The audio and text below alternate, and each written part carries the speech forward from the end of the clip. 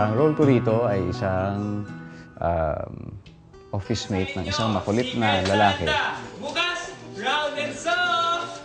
Akala nila na hindi ko pinaghahandaan yung baby na riregaluhan ko. Pero hindi nila alam, meron akong bigger surprise na to come. Bro! Pick your baby na!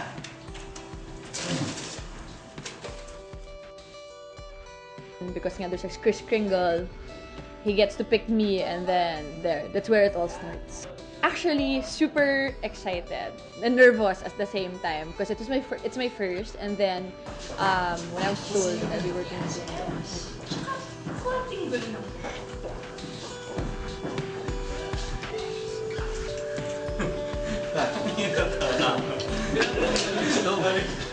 I am amazed that they are so professional in their craft and sobrang they're into their characters.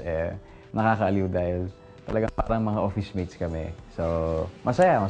So, isa na lang, gusto kong yung nagkatingin ng camera ka may konti. Oh my God! Gano'n ha?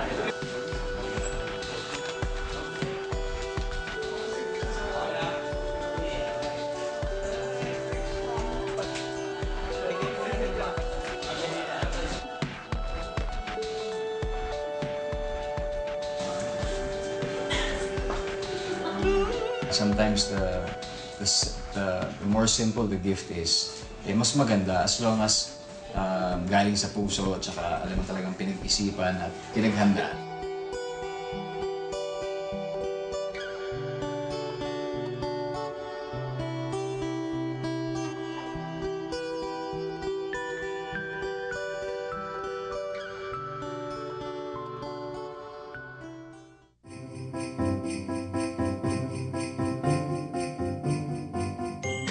Pick your babies now! Yung mga regalo nyo, lagay nyo sa table and sign it as Secret Santa. Then, bukas, round and soft!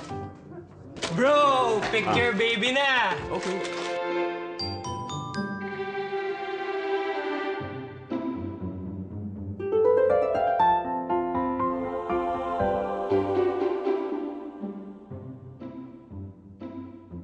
Bro, good morning! Kamusta? Uy, ano yan?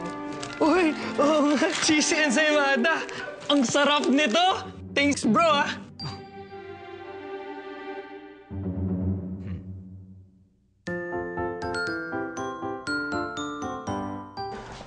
Uy, bro, tingnan mo si Nicole. Ulat yung Secret Santa niya. Kung sino man yun, dead mo lang. Uy, ano to? Ang sarap. Palabok. Oh, today, sweet and crunchy! Kayo na lang, di ako kasali dyan. Bro, may pang-gift ka na sa baby mo? Uy, mukhang masarap yan, ah! Para sa... Wow! Oh, mas nice naman! Hey, guys! Slice mo na.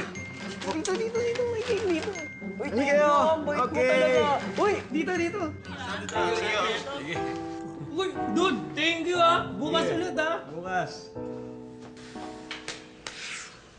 Something colorful pala tayo ngayon, no? Kaso, ang malas ko Secret Santa. Kahit isa, wala. Well... Nicole! Look! Wow! Ang dami! Ang sarap! Nandito lahat!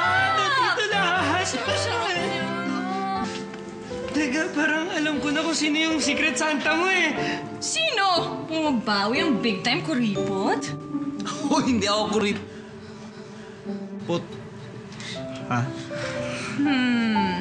Alam mo, bagay sa'yo walang classes. Tsaka, konting gulo ng buhok. Okay. Yeah, thank you, Secret Santa.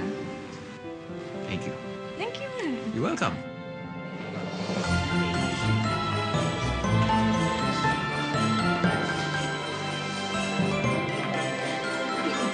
Bro, kain na!